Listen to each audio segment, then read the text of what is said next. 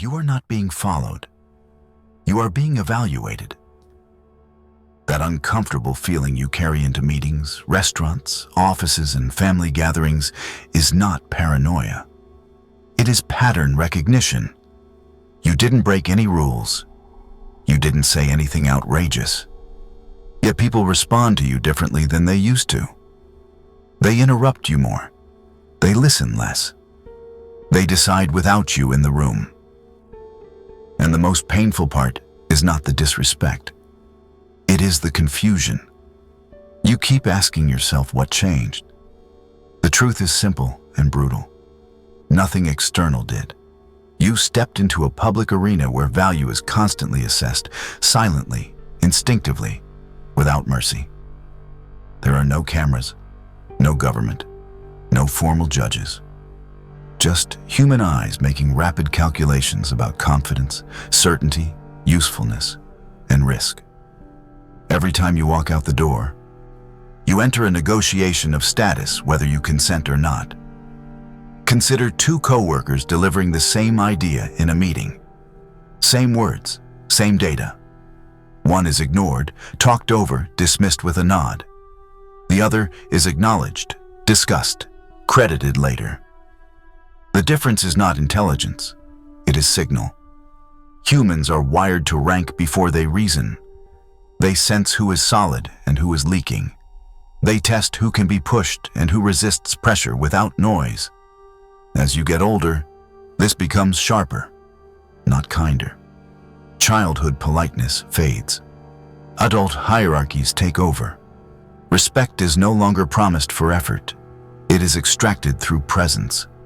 This is why you feel something slipping, even though you are trying harder than ever. You are not invisible. You are readable. And being readable is dangerous in public. Public spaces are not neutral. They are ranking systems. Once you see that, the question is no longer why people treat you differently. The question becomes what you are unconsciously showing them every single day. And until you change those signals, effort alone will keep failing you in the same places forever. You were taught that being open makes you trustworthy, that honesty keeps you safe, that if people see the real you, they will protect you. This belief feels clean, ethical, and mature, especially in a culture that praises vulnerability as courage. But in public life, this belief quietly ruins people. The more you reveal, the more leverage you hand away. Not because people are evil, but because humans instinctively use available information to position themselves. Think about the coworker who overshares their struggles at work. They talk about burnout, money stress, relationship problems, hoping transparency builds connection. What actually happens is subtle.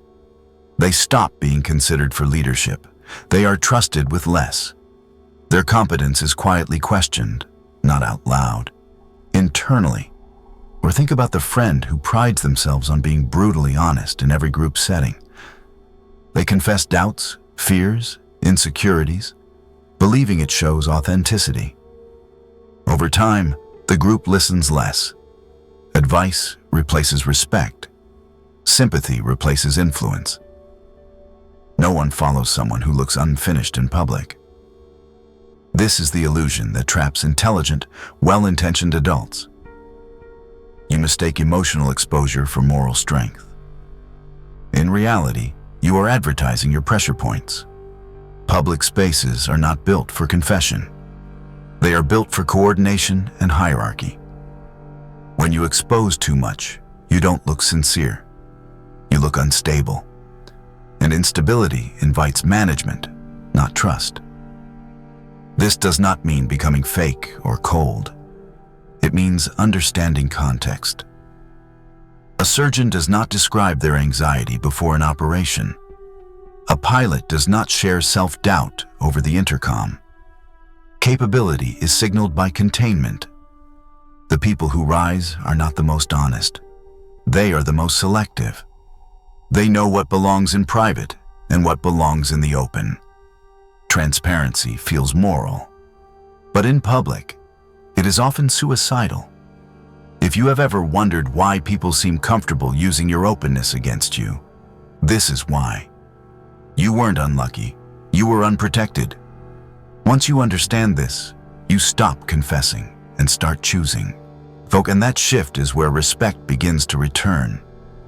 Public respect grows when boundaries replace confession and silence replaces the urge to be understood. Comment. This explains a lot. Once you realize that openness can cost you respect, a deeper question appears. If being good, honest, and well-intentioned doesn't protect you, what actually does?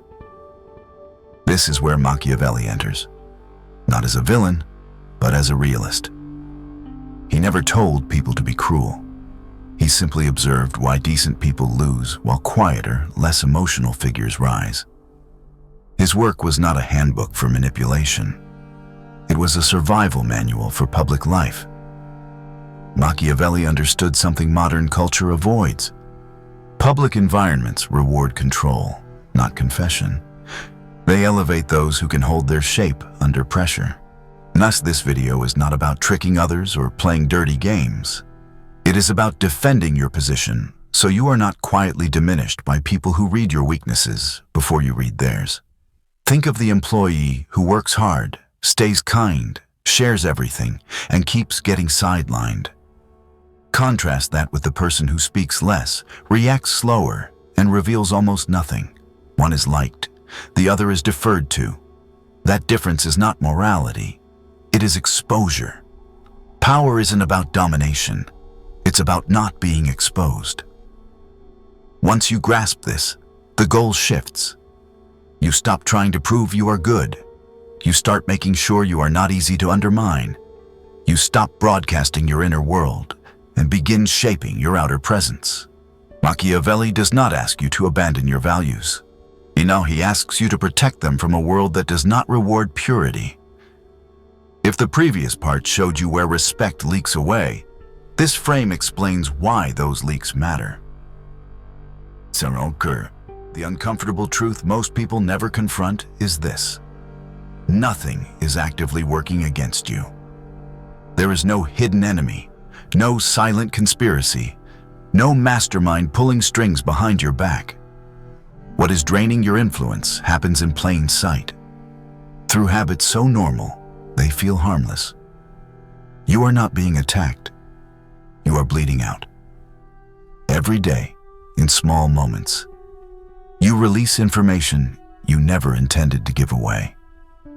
Your emotions surface before you decide if they should. Your plans escape your mouth before they solidify.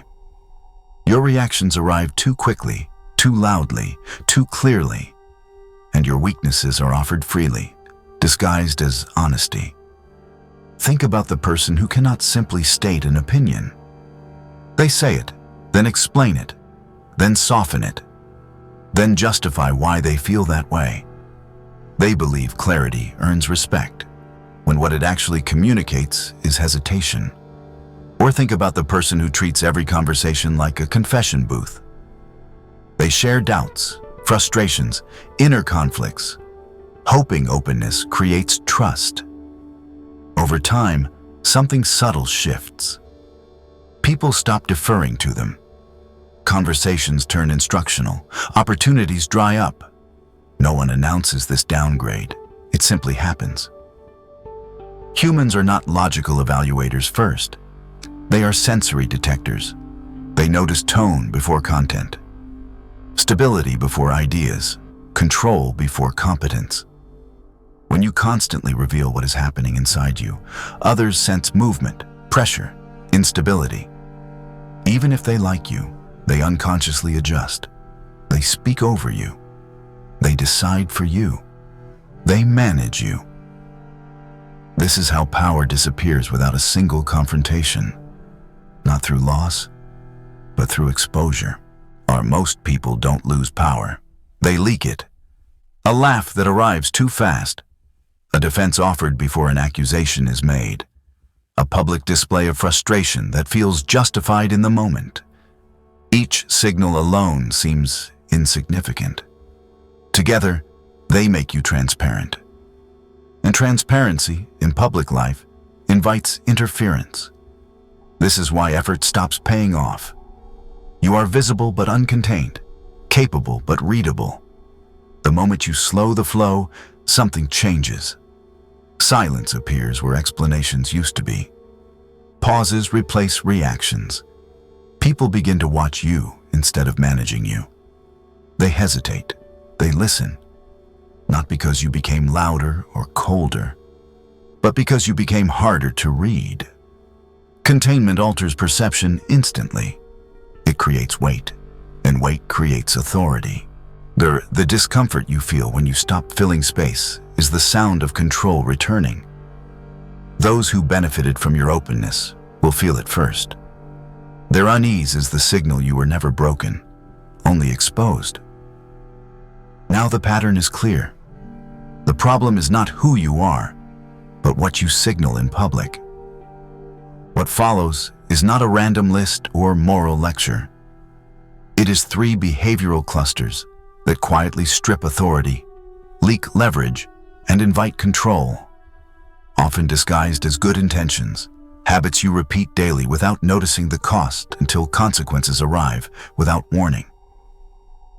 The first cluster hides inside your words, not because what you say is wrong, but because of when and why you say it.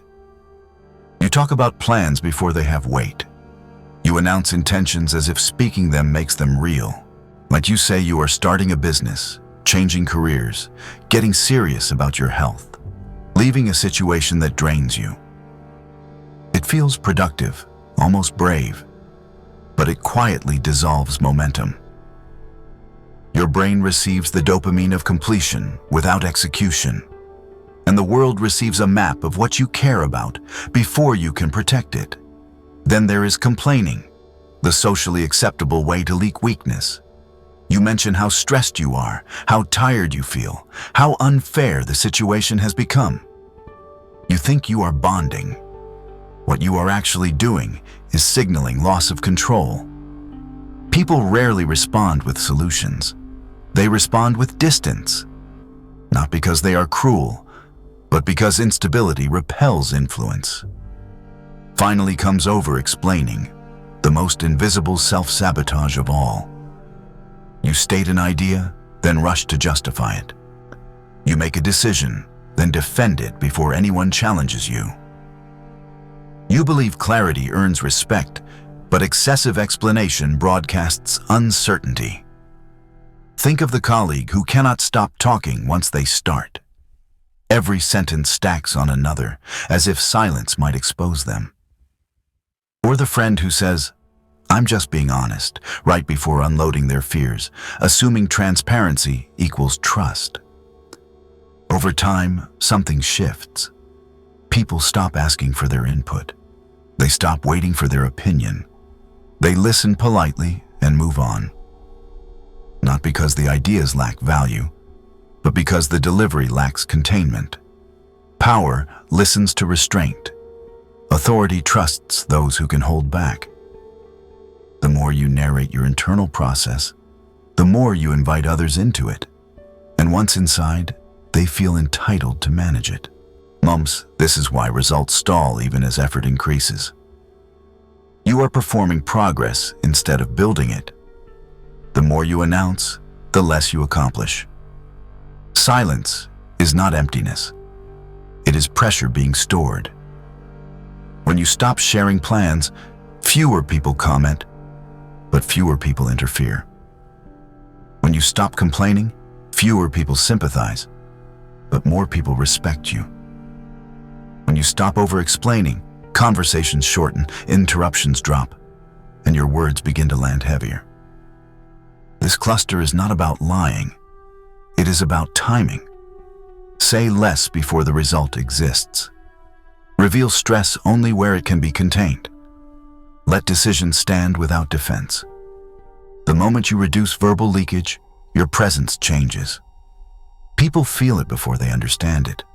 And once they do, they treat you differently without ever explaining why. The second cluster lives in what you display, not what you say. Anger is the fastest way to give yourself away in public. When you lose your temper, raise your voice, snap at a stranger, or show visible frustration, you are not asserting strength. You are broadcasting where you can be controlled. Anyone who can trigger your emotions can steer your behavior. Think about the manager who explodes in meetings. People don't respect him. They study him. They learn which buttons to press, which moments to provoke, which situations make him reckless. The same applies to unnecessary apologies. Saying sorry for existing, for asking questions, for holding space, slowly shrinks your presence. Each apology tells the room you believe you are in the wrong before anyone accused you. Over time, people accept that framing and treat you accordingly. Then there is money, the most sensitive signal of all. Complaining about being broke invites pity and invisibility. Flaunting wealth invites envy and resentment. Both attract attention you cannot control. Picture the coworker who constantly jokes about being poor. They are never trusted with responsibility. Or the acquaintance who flashes purchases online. They become a target, not a leader. Emotion in public is information. Every reaction teaches others how to treat you. Calm creates uncertainty. Restraint creates distance. Financial ambiguity creates safety. This does not mean suppressing feelings or pretending to be someone else. It means choosing where expression belongs. A leader can feel anger without showing it. A confident person can make mistakes without apologizing for breathing. A capable adult keeps their financial reality private, letting assumptions work in their favor. When you control what you display, the room adjusts. People hesitate before pushing. They stop assuming access. You are no longer easy to read, and that unreadability becomes protection. Power grows when your inner world stops spilling into public space. Without this discipline, competence is drowned by reaction, and respect erodes quietly. Public composure is not coldness. It is insurance against being misjudged, misused, or underestimated. It allows others to project strength onto you instead of fear, need, or chaos. When nothing leaks, authority accumulates without effort, and silence begins to speak on your behalf. That shift is subtle, immediate, and felt long before it is understood by anyone watching. This is how restraint quietly replaces exposure as your primary source of power. In public life, that difference changes everything. The third cluster is the most damaging because it looks harmless and even polite. Seeking validation feels human, but in public it quietly lowers your rank. When you scan faces after every sentence, waiting for nods, smiles, laughter, or approval, you hand the room control over your self-worth. People feel it instantly. They sense that your confidence is conditional, dependent on feedback. Then comes the hunger for consensus. You adjust opinions mid-conversation. You soften statements to match the group. You abandon your stance the moment resistance appears, not because you are wrong, but because you want harmony. Harmony bought this way costs authority. The group does not reward flexibility. It rewards certainty. And certainty does not need permission. Finally, there is the most corrosive signal of all: the desire to be pitied. Sharing struggles is not the problem. Broadcasting pain to gain sympathy is. When you position yourself as someone who needs understanding, rescue, or emotional reassurance, you trade respect for comfort. Think of the colleague who constantly checks reactions after speaking, laughing a little too fast, adjusting tone based on who is listening. Or the friend who changes beliefs depending on the room they are in. Progressive here, traditional there, agreeable everywhere. People may like them, but they never follow them. Or think of the person who turns hardship into an identity, hoping vulnerability will protect them.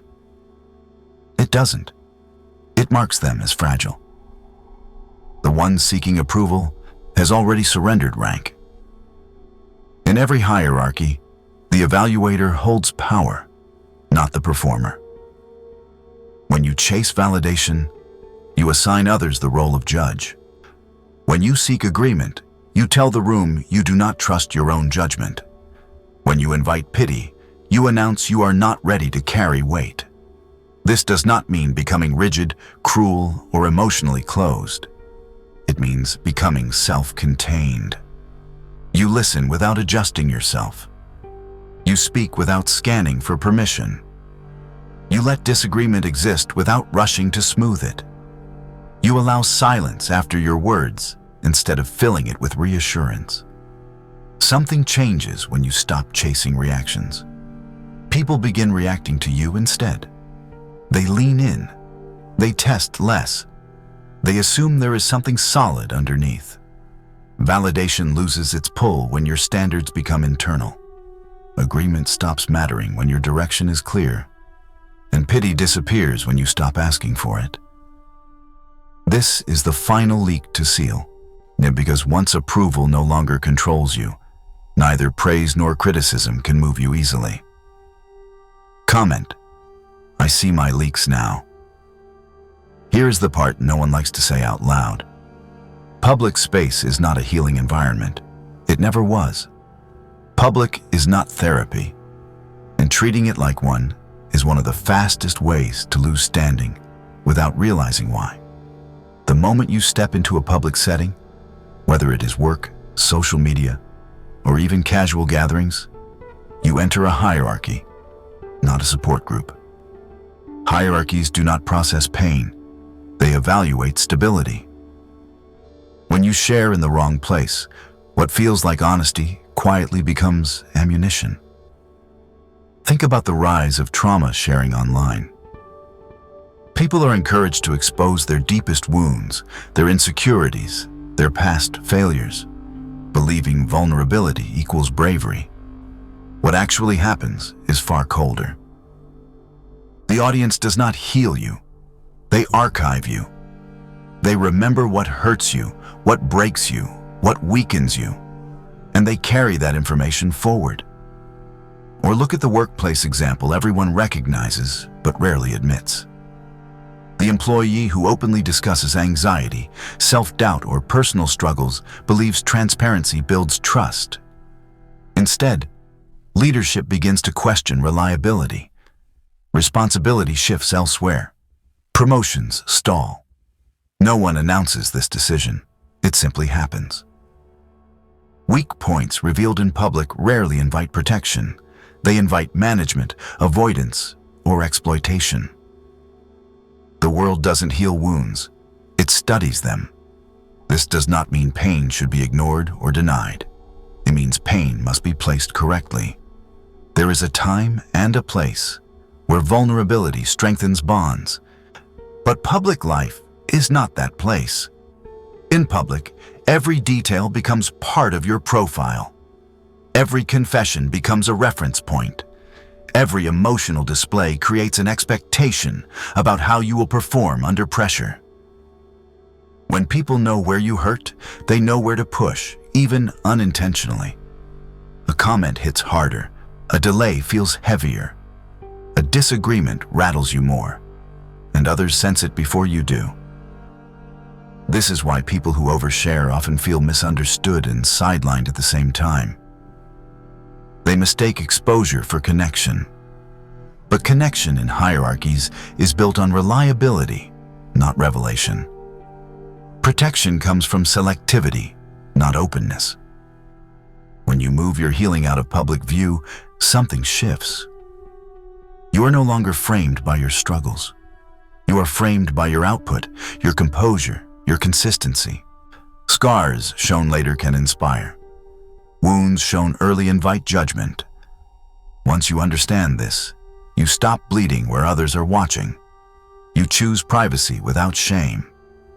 And that choice does not make you dishonest. It makes you strategic in a world that quietly ranks everyone who steps into the light. Closing the door to public exposure does not mean turning cold or becoming fake. That is the misunderstanding that keeps people leaking. The strategy is not emotional shutdown. It is emotional placement. You are not asked to erase feeling, only to decide where it belongs. Strength is not the absence of pain. It is the discipline of containment. Think of a leader you respect. You assume they feel pressure, fear, frustration, maybe even doubt. Yet you never see it spill everywhere. Not because they are inhuman, but because they understand visibility. They choose who sees what and when. This is the core Machiavellian move. Selection, not suppression. You stop treating every environment as equal. Some spaces are for execution, some are for healing. Mixing the two creates chaos. A wound shown too early invites interference. A scar shown later creates authority. That difference is timing. Imagine two people who survive the same failure. One broadcasts the pain while it is still open, raw, unresolved. The other stays quiet, rebuilds, and speaks only after stability returns. The first receives sympathy. The second receives respect. Sympathy fades quickly. Respect compounds. This is why oversharing feels relieving, but costs influence. While restraint feels uncomfortable, but builds gravity. You are not hiding who you are. You are protecting the process of becoming. The mistake most people make is assuming authenticity requires full access. It does not. Authenticity without boundaries becomes exposure. Boundaries without authenticity become emptiness. Power lives in the balance. You allow very few people behind the curtain. Those who earn it see the wound. The public sees the scar. And the scar is not a lie. It is truth after it has been integrated. This distinction changes how people treat you immediately. You no longer invite rescue, advice, or control. You invite curiosity. Silence stops feeling like absence and starts feeling deliberate. Others fill it with assumptions of competence, confidence, and preparation. You do not correct them. You let results speak. This strategy does not harden your heart. It strengthens it. It keeps your inner world from being pulled apart by every opinion and reaction. Show scars, not wounds. The wound asks for care. The scar commands respect. When you learn this, you stop leaking energy into places that cannot hold it, and you start directing it where it actually changes outcomes. That is not deception. That is survival with dignity in public life. Comment: scars, not wounds. When you stop doing these 9 things, the change is quiet but immediate. People notice before they understand. Someone will ask why you have been so quiet lately, why you speak less, why you no longer explain yourself the way you used to. What they are really asking is why you became harder to read. You are no longer broadcasting your thoughts, emotions, or intentions in real time. And because of that, you are no longer easy to manage. Conversations shift. Interruptions decrease. People pause before responding to you, not out of fear, but uncertainty. Uncertainty creates respect. When you stop filling every silence, others rush to fill it for you. They reveal more. They project meaning onto your restraint. Silence creates gravity. This is uncomfortable at first because you were trained to equate engagement with value. You spoke to stay visible. You reacted to stay included. You explained to stay safe. Now you do none of that. And the vacuum unsettles people who benefited from your openness. They liked the old version of you because the old version was predictable. Predictable people are easy to position. The new version observes more than it reacts. That alone shifts power. At work, managers begin giving you space instead of instructions. Colleagues stop testing boundaries. In social settings, people lean in instead of talking over you. You didn't become louder. You became heavier. This is the part no one prepares you for. When you stop leaking, you may feel isolated. Less chatter, fewer emotional exchanges. But what replaces them is clarity. You hear what others say more clearly because you are no longer busy performing. You notice patterns you missed before. Who seeks attention? Who avoids responsibility? Who needs validation to function? And once you see that, you cannot unsee it. You realize how much energy you used to spend managing impressions instead of building leverage. Now that energy stays with you, the silence around you is not emptiness. It is compression. It stores force. People sense it instinctively. They adjust their tone. They choose their words. They hesitate before crossing lines. Nothing about you became aggressive or cruel. You simply removed access. That is why this shift feels powerful and lonely at the same time. You are no longer part of the noise. You are the reference point it moves around. Silence creates gravity, and gravity reshapes everything without announcing itself. The final warning matters because this shift has a cost few people talk about honestly. When you stop leaking, when you stop explaining, when you stop chasing reactions, your social world thins out. Not dramatically, but noticeably. Fewer messages, fewer casual check-ins, fewer invitations that were never really about you to begin with. This is where most people panic and undo everything. They mistake silence for rejection. They assume something is wrong, but nothing is wrong. Power creates distance, authority creates space, and space feels like loneliness when you are not used to standing on your own internal footing. Isolation is often the price of authority. That does not mean you become alone forever. It means access to you becomes selective. People who relied on your emotional availability drift away. People who fed on your openness lose interest. What remains are fewer interactions with higher signal. This is not weakness. Weakness is needing noise to feel real. Weakness is confusing attention with connection. Loneliness in this phase is not a failure. It is a side effect of no longer performing for approval. Think about every figure you respect deeply. They are not surrounded by crowds. They are surrounded by clarity. They do not explain themselves constantly. They do not chase reassurance. They stand comfortably inside their own silence. That silence is not empty. It is grounded. When you reach this point, you may feel exposed to yourself for the first time. Without constant feedback, your thoughts grow louder. Your standards become clearer. Your excuses disappear. This is why many people retreat back into noise. Since it is easier to be distracted than accountable. But if you stay here, something stabilizes. You begin to trust your own judgment again. You stop needing permission to exist the way you are. The loneliness softens into independence. The quiet becomes familiar. And one day you realize you are not isolated from others. You are finally aligned with yourself. From that position, connection returns naturally, slower, fewer, stronger. And those connections are not built on leakage or performance, but on mutual respect.